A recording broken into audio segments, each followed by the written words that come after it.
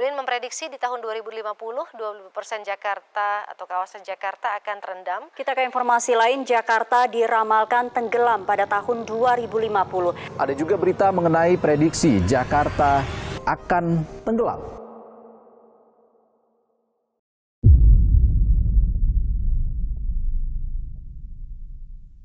Halo teman-teman, coba bayangkan bagaimana kalau suatu hari nanti beberapa bagian kota Jakarta berada di bawah air.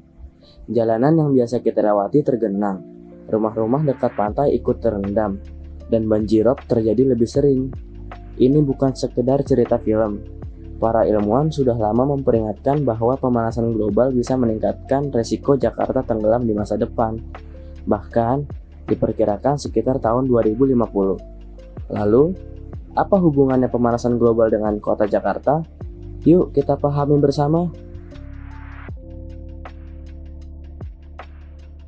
Sebelum kita masuk ke materi, perkenalkan nama saya Muhammad Raka Hanania. Saya Bernard Dwi Sahputra. Saya Abista Triwaradana. Dan saya Atta Rafia Wiguna. Pemanasan global adalah kondisi ketika suhu rata-rata bumi terus meningkat. Penyebab utamanya adalah gas rumah kaca, seperti karbon dioksida. Gas ini banyak dihasilkan dari aktivitas manusia, misalnya asap kendaraan bermotor, pabrik dan industri, pembakaran hutan, serta penggunaan listrik berlebihan dari bahan bakar fosil. Gas rumah kaca menahan panas matahari di atmosfer, sehingga bumi menjadi lebih hangat dari seharusnya. Ketika suhu bumi meningkat, es di kutub perlahan mencair. Air dan es yang mencair itu mengalir ke laut dan membuat volume air laut bertambah. Akibatnya, permukaan air laut naik di berbagai wilayah dunia. Kenaikan permukaan laut ini menjadi ancaman bagi kota-kota pesisir, termasuk Jakarta. Jakarta termaksud kota pesisir yang dekat dengan laut, dan beberapa wilayahnya bahkan lebih rendah dari permukaan laut. Namun, masalah Jakarta bukan hanya kenaikan air laut. Ada faktor lain yang sangat berpengaruh, yaitu penurunan permukaan tanah.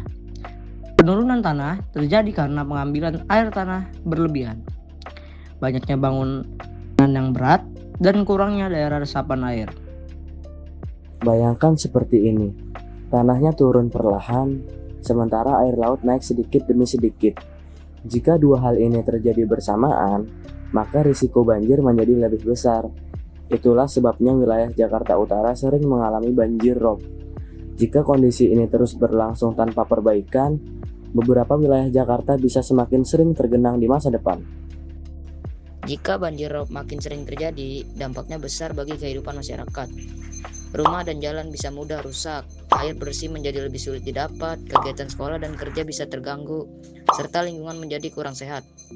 Karena itu, masalah ini penting untuk dipahami sejak sekarang.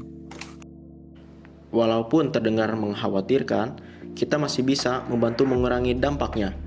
Kita bisa mulai dari hal sederhana, seperti menghemat listrik, mengurangi penggunaan kendaraan pribadi, menanam pohon, tidak membuang sampah sembarangan, dan menggunakan air dengan bijak.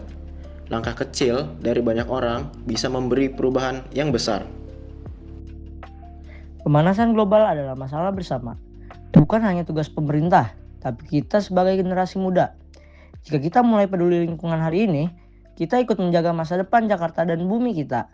Ingat, bumi hanya satu, dan kita semua bertanggung jawab menjaganya. Terima kasih sudah menonton.